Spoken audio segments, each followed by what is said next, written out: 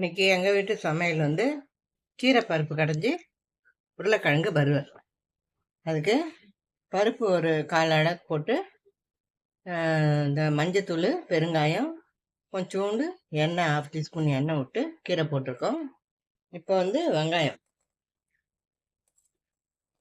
ஒரே ஒரு பச்சை மிளகாய், பூண்டு ஒரு 4-5 பல்லு, தக்காளி.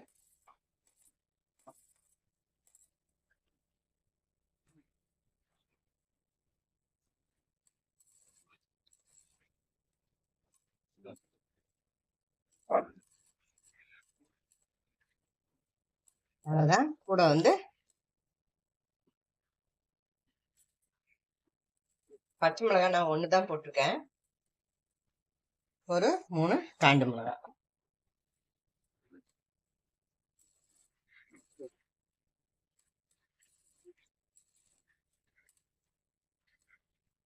போட்டு இன்னும் கொஞ்சம் தண்ணி ஊற்றி மூடி வச்சு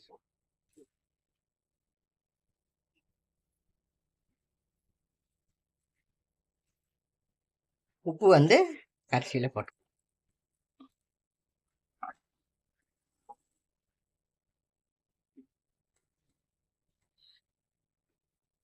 வெயிட் போட்டுலாம்.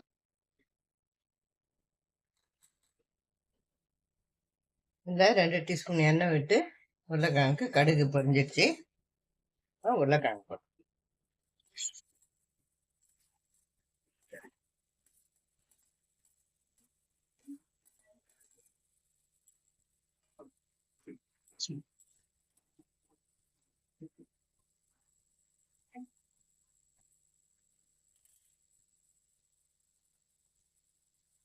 பெருங்காயம், வாய் வந்ததுனால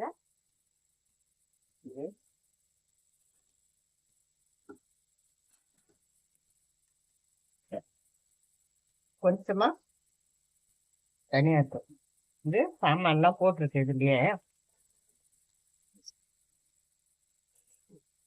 தனியாத்தூள், மிளகாத்தூள்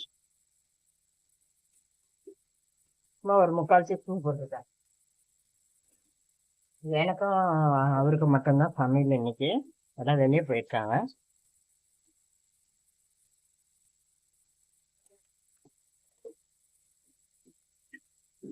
அவங்க கரட்டி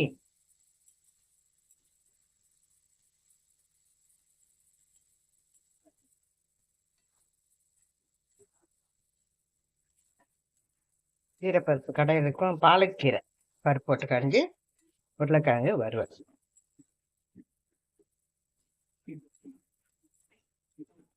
சூப்பரா கொஞ்சமா தண்ணி ஊற்றி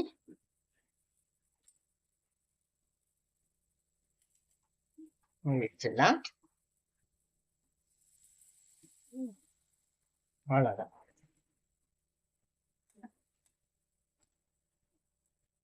மூடி வச்சுட்டு மீடியம் ஹைட்டில் வச்சுக்கலாம்.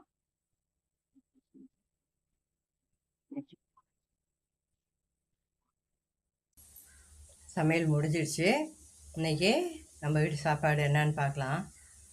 சுட சுட சாதம் ரைஸ் குக்கரில். கீரை வந்து இப்போ நல்ல பருப்பு கீரையெல்லாம் வந்து வெந்த பிறகு உப்பு போட்டுட்டு கடுகு, சீரகம், கொஞ்சம் வெந்தயம் நெய்யில் தாளித்து கொட்டியாச்சு. சூப்பரான கீரை குழம்பு ரெடி ஆகிடுச்சு.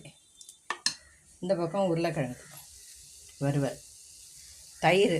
இதான் என்னைய சாப்பாடு எங்கள் வீட்டில். வெயிலுக்கு ஏற்ற சூப்பரான சாப்பாடு.